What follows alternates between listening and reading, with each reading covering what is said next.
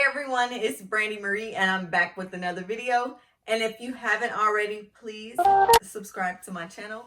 So today I wanted to talk to you all about regrets, something that we deal with or have dealt with, whatever the case may be.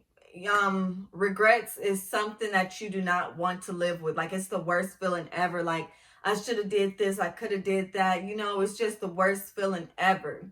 So everybody that knows me knows that I always keep like about 3 jobs. And I'm only 22 years old, y'all. And I've worked at like about 15 different jobs. And I worked at one particular job and I was like, you know what? I've been at a whole bunch of jobs. So this right here is my last job. Like, I'm not going nowhere else. Like, this is it for me. Like, I'm done. I'm fed up. So I began to work there. Everything was good. I got offered other positions at a law firm, at the welfare office in Clark County and different other places. So I was like, you know what? This one, it has good benefits. They're offering me this, that, and the other. So I was like, you know what? I want that job. So I took the job and I began to just feel like a whole bunch of different emotions working there. Like, the boss, he was on me every day. And people were trying to tell me, this is what bosses do. That's what managers do. I'm like, yeah. I done been at 15 different jobs. And I done been with some bad bosses. But y'all, this right here, this is not normal.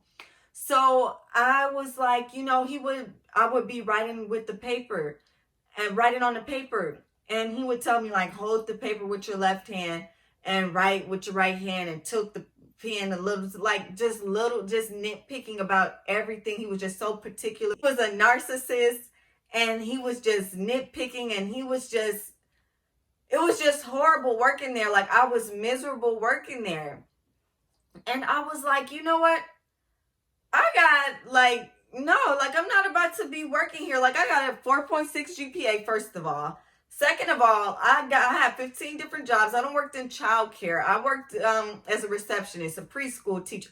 I've done so much. And you think I'm going to sit here and take that from you? No. Like, my credentials say I could get up out of here.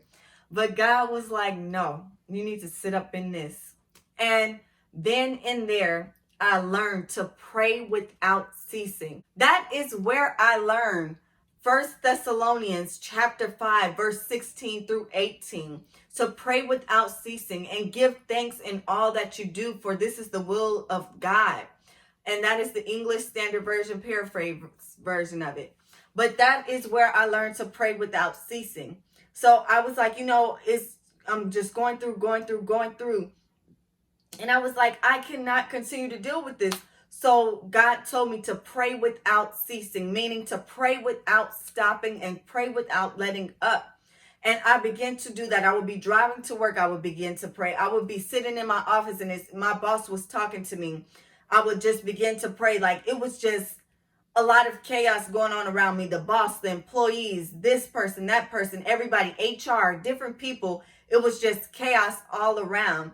And I began to pray and I began to see things begin to shift around me. Shift with the boss, shift with the employees, shift with HR. And I began to see those things shift as I began to pray without ceasing. A lot of you like to say, I always pray, I never see anything happen. But are you praying without ceasing? Are you praying without stopping? Because you cannot begin to pray and you begin to see things change and begin to stop praying, because that is just a trick of the enemy. He will make things look like they're good, make things seem like they're getting better. But no, that is a trick of the enemy. And you do not need to stop praying because things are getting better. You need to keep praying because things are getting better. You need to keep praying because you want things to continue to stay how they are. So do not stop praying. Do not stop praying. People always, like I was saying, people always say, oh, nothing is changing. I'm always praying and this is happening, that. Are you praying without ceasing? Ask yourself that. Are you praying without ceasing? Because if you stop praying, then things will begin to fall apart. And that actually happened to me. I stopped praying and things started to go back. I was like, oh no, I forgot to pray today. So I began to pray and snap that thing right back into shape, because I was not about to sit around with that. I was not about to go to another job and another job and another job. I was like, no, I'm tired of this. I'm going to stick this out as long as I can. So that is where I learned to pray without ceasing. And also, I was like, God, I regret working here. Like, I do not want to work here. That is where regret began to come in. And even in the beginning, I was like, I regret, I should have worked at the welfare office. I should have worked at this place. I should have worked at that place. But God began to show me. And when you're in situations where you're just lost, you need to ask God, why am I in this position? Why am I in this situation? And God began to show me why I was in that position, why I was in that situation, because I was weak. Y'all, I was weak. Not only was I weak spiritually, like I was just weak all around, and I was soft. And God was setting me up for the time in my life, because at that time I had a lot of users around me. I had people asking for money, asking for rides, just wanting everything. People were draining me. They were draining me with their problems and everything. I would just go, do, yes. God said, enough of that.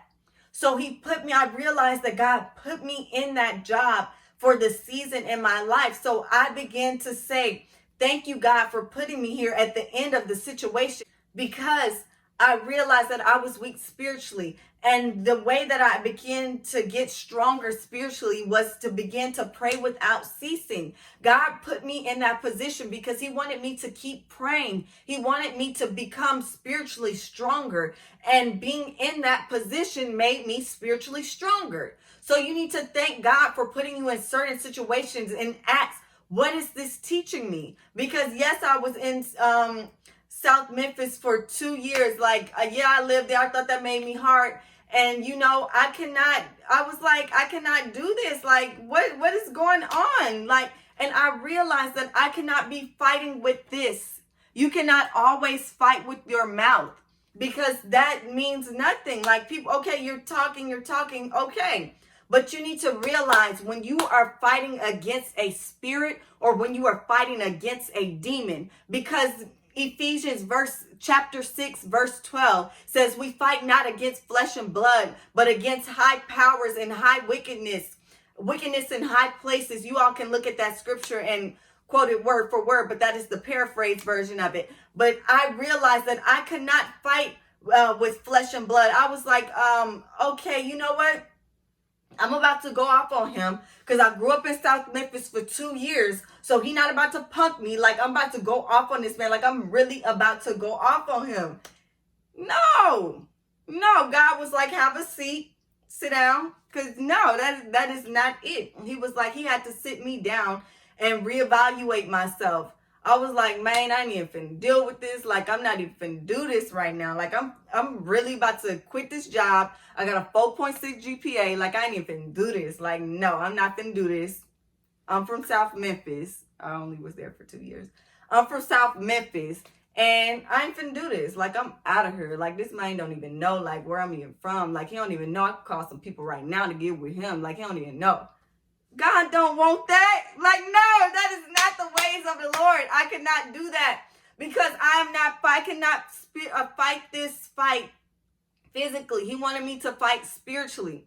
So you need to realize what you're fighting against. And you need to realize that we're not fighting against people. We're not fighting against flesh and blood. We are fighting against wickedness and spirits. So you need to realize that you are fighting against spirits and how to fight them. You go to God in prayer and fight them with prayer. You cannot begin to just go off at the mouth or begin to quit and run. God showed me that I need to sit there. And as I began to continue to work there, I noticed that I began to be more strong and more confident. I wasn't so soft. And I thank God that I was in that position, because if I was not there, I would be soft. I would keep saying yes to people. I would keep letting people use me. I would keep letting people borrow from me. I would just keep getting ran over. And God did not want that. He was like, because where I'm taking you, I need you to sit in this and see what's going to be the outcome of this. So that's what I did. So never live with regrets. Begin to ask God, why am I in this position? Why do you have me here? Why am I here? So after you do that, God will begin to show you why you're in certain positions and why you're in certain places. So you need to thank God for putting you in certain places. And I thank God that I was in that job. I was in the midst of all that was going on, because it made me who I am today. It made me the businesswoman I am today. It made me stronger. It made me wiser. It made me strategic with money and different things in different areas in my life. And it just helped me in every single area. So begin to not live with regrets and to thank God for putting you in certain positions and certain places. Because sometimes we need it to make us stronger, to make us wiser. Do not live with regrets. Don't live with them, because you're in this for a certain reason. All you need to do is ask God, why am I in this position? And don't live with regrets. Thank you all so much. And again, I am Brandy Marie. Subscribe to my channel, like, and comment. Thank you.